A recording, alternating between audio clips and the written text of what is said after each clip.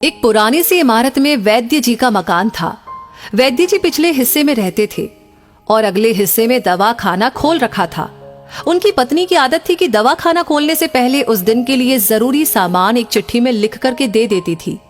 वैद्य जी गद्दी पर बैठकर के पहले भगवान का नाम लेते, फिर वो चिट्ठी खोलते और पत्नी ने जो बातें लिखी होती उनके भाव देखते, फिर उनका हिसाब करते, फिर परमात्मा से प्रार्थना करते कि हे भगवान, मैं केवल तेरे ही आदेश के अनुसार तेरी भक्ति छोड़कर यहाँ दुनियादारी के चक्कर में आ बैठा हूँ। वैद्य जी कभी अपने मुंह से किसी रोगी से फीस नहीं मांगते थे। कोई देता था, कोई नहीं देता था, किंतु एक बात निश्चित थी कि जो ही उस दिन के आवश्यक सामान खरीदने योग्य पैसे पूरे हो जाते थे, उसके बाद वो किसी से भी दवा के पैसे नहीं लेते थे, चाहे रोगी कितना ही धनवान क्यों ना हो। एक दिन वैद्य जी ने दवा खाना खोला। गद्दी पर बैठकर परमात्मा का स्मरण करके पैसे का हिसाब लगाने के लिए आवश्यक सामान वाली चिट्ठी खोली तो वो चिट्ठी को एक टक देखते ही रह गए। एक बार तो उनका मन भटक गया। उन्हें अपनी आंखों के सामने तारे चमकते हुए नजर आए, किंतु शीघ्र ही उन्होंने अपनी तंत्रिकाओं पर नियंत्रण पा लिया। आटे, दाल, चावल आदि के बाद पत्नी ने लिखा था, बेटी का विवाह 20 तारीख को है, उसके दहेज का सामान। कुछ देर सोचते रहे, फिर बाकी चीजों की कीमत लिखने के बाद दहेज के सामने लिखा, ये काम परमात्मा का है, परमात्मा जाने। एक दो रोगी आए थे, उन्हें वैद्य जी दवाई दे रहे थे। इसी दौरान एक बड़ी सी कार उनके दरवाजे के सामने आकर रुकी। वैद्य जी ने कोई खास तवज्जो नहीं दी, क्योंकि कई कारों वाले उनके पास आते रहते थे। दोनों मरीज दवाई लेकर चले गए। वो सूट बूट में साहब कार से बाहर निकले और नमस्ते करके बेंच पर बैठ गए। वैद्य जी ने कहा कि अगर आपको अपने लिए दवा लेनी है तो इधर स्टूल पर आए, ताकि आपकी नाड़ी देख लूं, और अगर किसी रोगी की दवाई लेकर जाना है तो बीमारी की स्थिति का वर्णन करें। वो साहब कहने लगे, वैद्य जी, आपने मुझे पहचाना नहीं।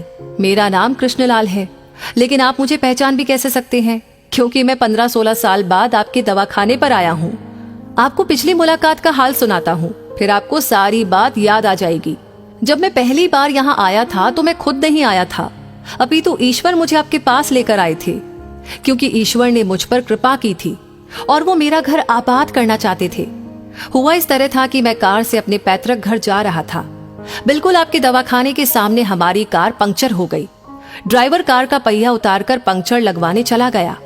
आपने देखा कि गर्मी में मैं कार के पास खड़ा था, तो आप मेरे पास आए और दवाखाने की ओर इशारा किया और कहा कि इधर आकर कुर्सी पर बैठ जाए। फिर मैं कुर्सी पर आकर बैठ गया।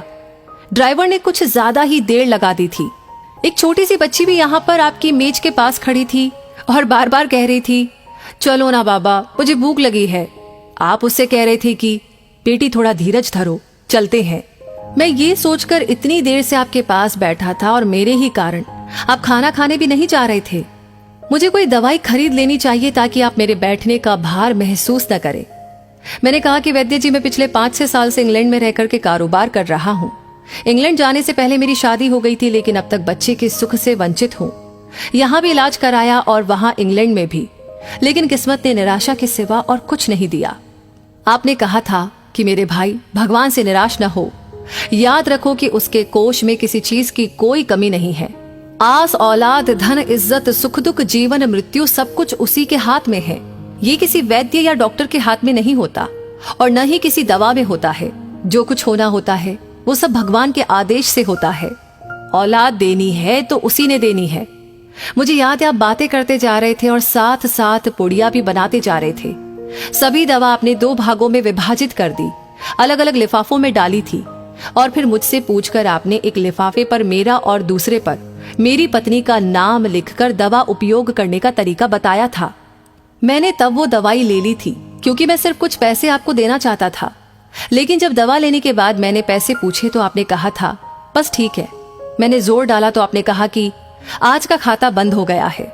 मैंने कहा, मुझे आपकी बात समझ नहीं आई।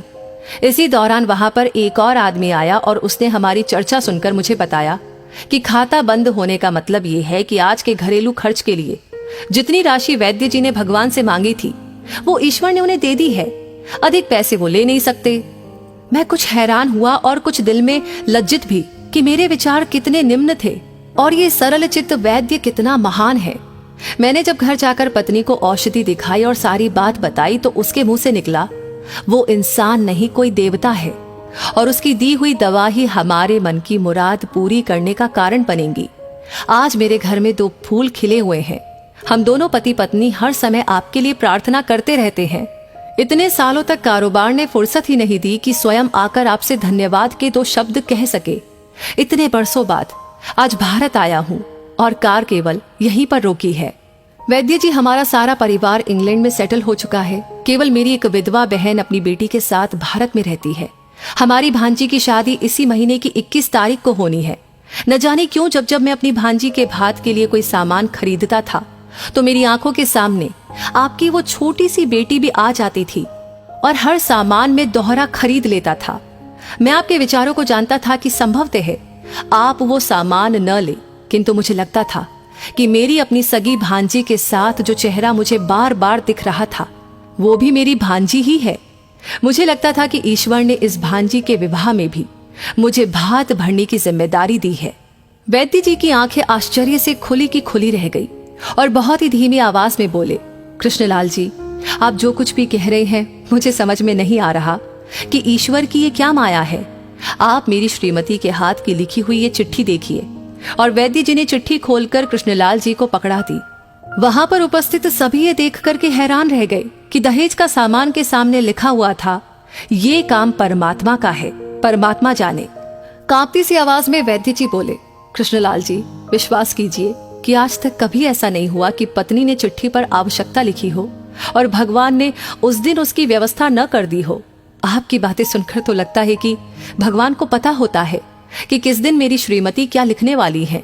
अन्यथा आपसे इतने दिन पहले ही सामान खरीदना आरंभ न करवा दिया होता परमात्मा ने।